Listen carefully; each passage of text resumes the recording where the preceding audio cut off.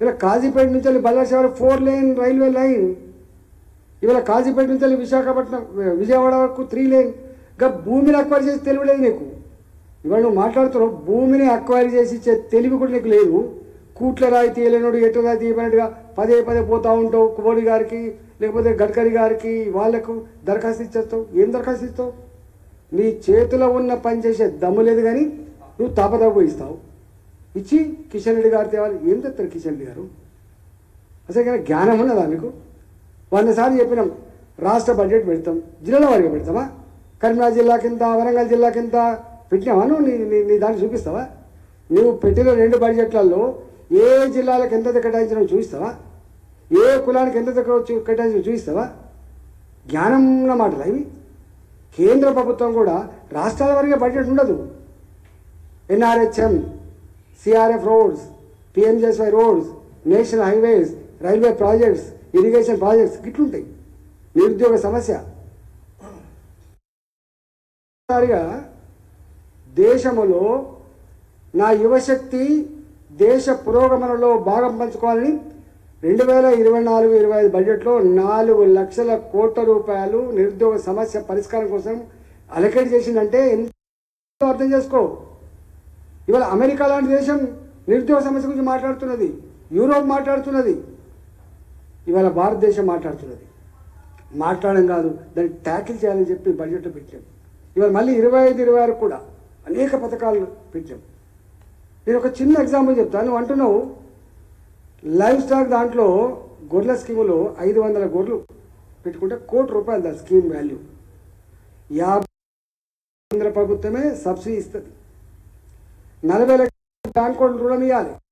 10 లక్షల రూపాయలు beneficiary contribution కట్టాలి. 2021 నుంచి వెళ్ళి ఇవాటి వరకు శాంక్షన్ 202-203 యూనిట్లు ఉంటే 25 లక్షల కంటే ఎక్కువ సబ్సిడీ ఇంతవరకు రిలీజ్ చేయలే. దాన్ని సమీక్ష చేసేది లేదు. ఎవడన్నా అని నా రాష్ట్రానికి వస్తే ఓ 500-600 రూపాయలు బాగుపడితే సోయిందా నీకు?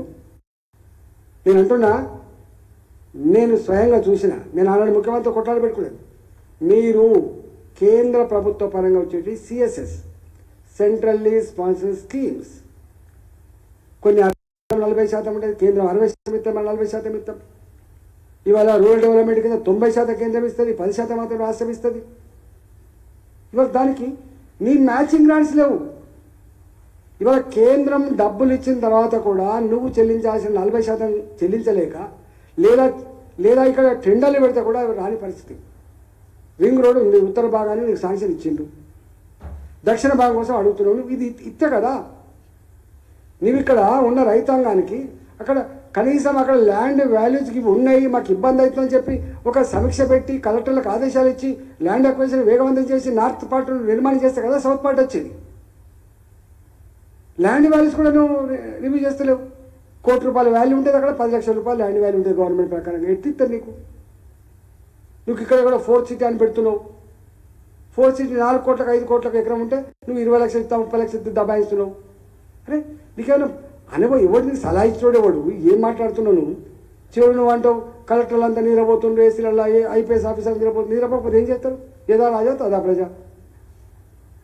నువ్వు గొప్పగా ఉండి నడుస్తావు కదా. ఇవాళ మొత్తంగా చూస్తే తుగులకు పరిపాలన కనబడుతుంది. మోడీ గారి దగ్గర పోయి ఇవాళ ఏమనుకుంటున్నావు నువ్వు? నీకు ఏం అవగాహన? నీకు ఎవరు రాసిచ్చిండ్రు? మోడీ గారికి తెలియదా? సిఎస్ఎస్ కింద నువ్వు ఎన్ని డబ్బులు, ఎన్ఆర్హెచ్ఎంలో ఎన్ని డబ్బులు నువ్వు బాకున్నావు, ఏ ప్రాజెక్టులు ఎక్కడెక్కడ నీ డబ్బులు చెల్లించలేక బాకున్నది. ల్యాండ్ ఎక్కువ. చివరికి ఇక్కడ ఎంఎంటీఎస్ నిర్మాణం అయింది. ఎంఎంటీఎస్ నిర్మాణం 1,150 కోట్లు. దాన్ని రాష్ట్ర ప్రభుత్వం వాటా కట్టాలి. చివరికి ఏమైంది? రైల్వే డిపార్ట్మెంటే ఇక వీళ్ళు కట్టరని చెప్పి మొత్తం వాళ్ళే పే చేసింది. నీకు కనపడతలేదా? వస్తావా చర్చకురా?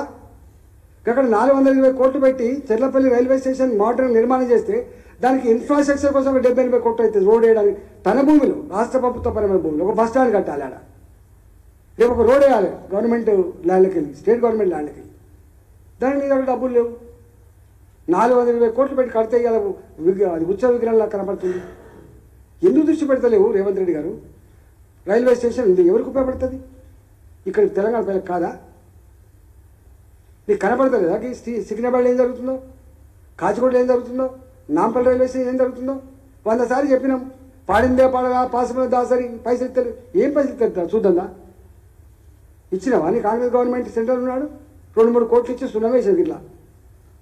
ఇవాళ అక్కడ పోయి చూడిపో. అందుకని ఇవన్నీ వెకిలి మాటలు బంద్ చేసి పని మీద పడు. నిజాయితీగా ఉంటే పో, మాకు ఇది కావాలని చెప్పి అడుగు నిజాయితీగా. కానీ ఈ వెకిలి మాటలు మాట్లాడు, లీకులు ఇచ్చుడు, ఈ చిట్చాలు చేసుడు, ఏదో కేంద్రాన్ని బదనాం చేస్తే సూర్యుని మీద ఉమ్మేసినట్టు గుర్తుపెట్టుకో. సూర్యుని మీద ఉమ్మేస్తే ఎక్కడ ఎవరి పడుతుంది? మోడీగా